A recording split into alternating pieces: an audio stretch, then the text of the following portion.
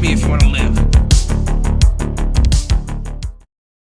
This is an incredibly important question, and all the more important because I think most people in my audience will think they have the answer. They know. I know what technocracy is. But do you really? Because I'm not talking about what you free associate with that word or what you think it kind of implies or what the general idea of it. No, I mean the specific, actual, real, historical definition that comes from a real document that you can read but probably haven't. There is a real answer to this question, and it's not just some academic exercise. If we cannot properly ask and answer this question, then we do not understand what it is we are facing, and we can never possibly construct an answer to the threat that is coming. We won't even know. We won't even be able to recognize and identify the threat when it unveils itself to us. So we have to answer this question, and I can almost guarantee you that very few people in the audience can answer it properly. Technocracy, noun, the government or control of society or industry by an elite of technical experts. There you go, that's the definition, right? Or, if you want some more nuance, you could go to Wikipedia. Technocracy is a form of government in which the decision maker or makers are selected based on their expertise in a given area of responsibility, particularly with regard to scientific or technical knowledge. Right? There you go. Problem solved. Question answered. Moving on, right? Wrong. No. This is not the real definition of this word. It does not capture the essence of what technocracy is.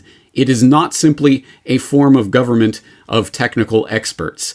But when I say technocracy, most people are probably going to think and associate that with Patrick Wood, who of course has literally written the books on technocracy. Technocracy Rising, The Trojan Horse of Global Transformation, Technocracy, The Hard Road to World Order. In one of the first interviews I ever did with Patrick Wood on this subject, I started with the obvious question of asking him, what is technocracy? But let's start in on this conversation by addressing the big topic, technocracy. What is technocracy? And obviously you lay out the history, you from the philosophical inception of this idea in the 18th, 19th centuries through its creation in the 20th century. But let's talk about a definition that comes from one branch of technocracy known as Tecnocracy, Inc., that is cited in this book. You say, quote, or actually, the technocrats say, technocracy is the science of social engineering, the scientific operation of the entire social mechanism to produce and distribute goods and services to the entire population of this continent, North America. For the first time in human history, it will be done as a scientific, technical engineering problem. Can you expand a little bit on that definition and this idea of technocracy and how it relates to people's lives today? Oh, I sure can. You have to go back in history. Yeah, it's a broad question when you say let's apply it to our current day, but you have to go back in history and look at the original model for technocracy that was developed in the 1930s in particular. And there was an organization called Tecnocracy, Inc. that was formed by a couple of people after they were booted from Columbia University. There was a brief stint where the technocracy movement was housed at Columbia. They got support from Columbia for, doing a couple of continental water studies and stuff. And many of the engineers and scientists that were part of technocracy were from Columbia University. Not all, but most. They got booted for a couple of reasons, mostly because the co-founder, Howard Scott, turned out to be disingenuous, kind of a promoter type, and he didn't represent himself correctly and didn't have the PhD that everybody assumed he had. And so Columbia didn't put up with that very long. They said, hey, man, you lied to us once, you're out of here. So they started this organization called Tecnocracy, Inc., and that's really where we see the main documentation now that was created for the technocracy model that I believe is being implemented today in today's world. It was based on energy. They believed that capitalism was dead. It was right in the heat of the Great Depression. They thought that politicians were responsible for killing capitalism because, well, people are angry with politicians today too, right? So what's going on?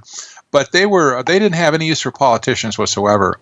And the scientists and engineers at Columbia, and by the way, I'm not bashing all scientists and engineers. That's not the intent here. There were a few that bought into this at the time. They believed that because technology had come into society, that the very fabric of society had changed. And therefore, the politicians were unable to manage society because they didn't understand the technology. That was their reasoning, basically. So as a group, they stood up and says, if we don't step in as scientists and engineers and do something about this to save society from itself, society's going to crumble. And, World War II or World War III is going to, come about immediately, and the world's going to destroy itself. And you have to remember, too, this is all on the heels of World War I, which was really the first mechanized war that used technology in the history of the world. And it was appalling for everybody, but especially for the scientists and engineers who took the blame for creating the technology that was used in World War I. So they had a guilt. They were suffering under a guilt trip right at that point. So they developed this energy-based economic model that was literally based on energy, not on price, not on supply and demand like traditional economics. And they believed that that they could use the scientific method to engineer society in a way that it would create a utopia, essentially. It was very much a utopian system. All right, folks, that is, of course, Patrick Wood of Tecnocracy.news. So let's go and take a look at the book, Technocracy Rising, the Trojan Horse of Global Transformation. And indeed, in the introduction, you will see the pull quote at the very beginning of the introduction is this definition. Technocracy is the science of social engineering, the scientific operation of the entire social mechanism to produce and distribute goods and services to the entire population. All right, there is a one-sentence, very short summary of a very large idea. People may not know, technocracy is an historical movement that took place and really arose and gained popularity in the 1930s. As Patrick Wood elaborates in that conversation, there's much more to the story, the history of how it developed and by whom and in what way, and how it became a movement, literally Technocracy Inc., etc. Let's take a look at the official publication of the Technocrats, The Technocrat, Volume 3, Number 4. The advance of technology on the North American continent through the ever-increasing use of extraneous, other than human, energy is bringing about the first major social change in history. Technocracy is not agitating for this change. It is preparing for it. Technocracy is the science of social engineering, the scientific operation of the entire social mechanism to produce and distribute goods and services to the entire population of this continent, specifically North America, although I'm sure it plans to expand there in the 1930s. For the first time in human history, it will be done as a scientific, technical, engineering problem. There will be no place for politics or politicians, finance or financiers, rackets or racketeers. Technocracy states that this method of operating the social mechanism of the North American continent is now mandatory, because we have passed from a state of actual security into the present status of a state of actual scarcity into the present status of potential abundance, in which we are now held to an artificial scarcity forced upon us in order to continue a price system which can distribute goods only by means of a medium of exchange. Technocracy states that price and abundance are incompatible. The greater the abundance of the smaller the price. In a real abundance, there can be no price at all. Only by abandoning the interfering price control and substituting a scientific method of production and distribution can an abundance be achieved. Technocracy will distribute by means of a certificate of distribution available to every citizen from birth to death. The technate will encompass the entire American continent from Panama to the North Pole because the natural resources and the natural boundaries of this area make it an independent, self-sustaining geographical unit. Technocracy's blueprints have been designed for this continent and for no other. It is an American plan for the American continent. No imported political philosophies, including democracy, are in any way applicable. 1940 or before is the calculated date for the breakdown of the price system, dictating the need for the technate. You gotta love these predictions. This calculation is based upon the relentless, inevitable increase in the use of extraneous energy as a substitute for human labor. By 1940, there will not be enough money in pay envelopes to purchase the goods produced. The government is already making up the difference with money raised by borrowing and taxation. There is a limit beyond which this cannot go. The financial collapse of private industry and of government, which will accompany the approaching social change, will be a symptom and not a cause. Lesson 21 of Technocracy study course states, the welfare of the human being involved is of ultimate and paramount importance. Every individual of the American continent will, under Technocracy, achieve a standard of living with security from birth to death that is wholly impossible, even for the most favored citizens today. All right, this is what the technocrats were saying, at least in their publicly available propaganda material from 1937. This is what they were actually writing themselves. And yes, Patrick Wood was not making that quote up. Technocracy is the science of social engineering, the scientific operation of the entire social mechanism to produce and distribute goods and services to the entire population of this continent. That was the aim. That is the goal. That is how they define it. But you will notice even that one sentence is not the full picture, because what they start to get into is prices and energy and distribution and some sort of certification system for every citizen of the technate from birth to death. As you can see, there is a sort of a broader picture being painted here. Yes, it is the science of social engineering, the scientific operation of the entire social mechanism to produce and distribute goods. But they're implied in that is not just societal change, governmental change, economic change, monetary change, changes in distribution and production. There is an entire system here, and there is a clue to where we can find out more about this here in this last paragraph, where they mention Lesson 21 of Technocracy study course. Well, what Bible are they citing from here? What is this Technocracy study course that they're talking about? This was originally written by M. King Hubbert of Hubbert's Peak, aka Peak Oil fame, who was working with Howard Scott in the bowels of Columbia to birth this, what ultimately became a movement, and went on to found Technocracy Inc. with Scott and wrote the Technocracy study course, etc. But first, let's take a look at that page 177 on the human animal. And then, of course, you start to get into stimulus and response. It was with exactly this point of view that the famous Russian scientist Pavlov began a series of experiments which have already resulted in some of the most profound changes in human knowledge and in what human beings think about themselves. Yes,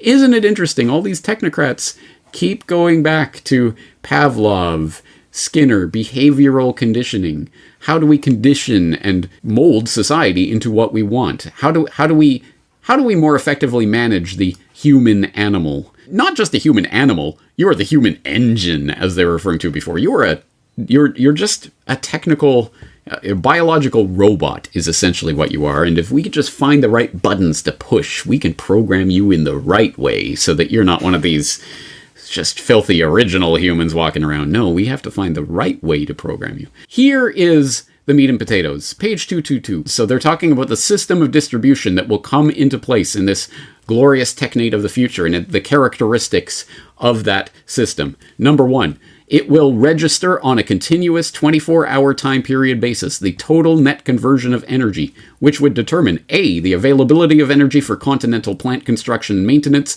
B, the amount of physical wealth available in the form of consumable goods and services for consumption by the total population during the balanced load period. They're talking about trying to come up with a balanced load of energy inputs and outputs for the entire economy and everything that is produced in it. All productive human activity will be measured by joules of energy going in and coming out. Number two, by means of the registration of energy converted and consumed, make possible a balanced load.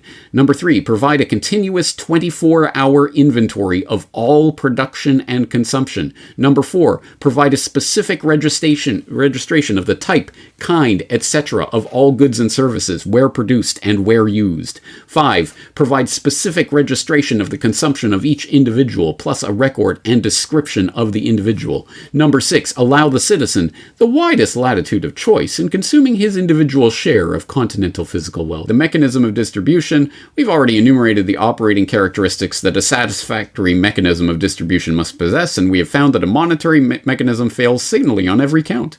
A mechanism possessing the properties we have enumerated, however, is to be found in the physical cost of production, the energy degraded in the production of goods and services. So it's going to be based on energy credits, and those credits will be controlled by the technate, which will be calculating how much energy we need to produce what we feel that society should be producing. We will issue those credits to the right people, places, organizations, and businesses that we feel will be able to produce those things. Just enough for them to produce it. They'll be able to distribute it to their workers so that the workers can spend those energy credits to buy the things that the technate has lovingly allowed them to produce. And everything will be in perfect harmony. La la la la. Yay. So, is anyone talking about this? Is anyone putting forward the idea of basing a society around a universally distributed income that will go to each and every loving citizen of the technate? Of course, stewarded over by the wisest of the wise who are running this technate. And is it going to be measured in energy, some sort of credit that we'll have that measures the amount of energy we're using? And will we be able to use that to determine who gets to buy and sell in this economy of the future? Are any of these ideas being floated right now? There will be fewer and fewer jobs that a robot cannot do better. What to do about mass unemployment? This is going to be a massive social challenge. And I think ultimately we will have to have some kind of universal basic income. Would you live in a greener lifestyle if you could make money from it? That may be possible if a government proposal for personal carbon emissions allowances is implemented. Under the scheme, everyone in the UK would be allocated an annual carbon allowance. Stored electronically, rather like a supermarket loyalty card, points would be deducted every time we buy or use non-renewable energy. For example, using electricity to power appliances in the home. Or travelling somewhere by plane. Or even buying petrol for your car on the forecourt. Now, any points left over could then be sold back to a central bank. Are you still with us? And people who need more, like motorists who had used their allocations, could then pay for a top-up. The Behavioural Insights team co-authored a report with Sky, a major UK licensed broadcaster, to talk about how Sky could nudge people into climate change behaviour. And not just Sky, but the recommendation was that other UK broadcasters should adopt these techniques. And the sorts of techniques they talked about were including news segments.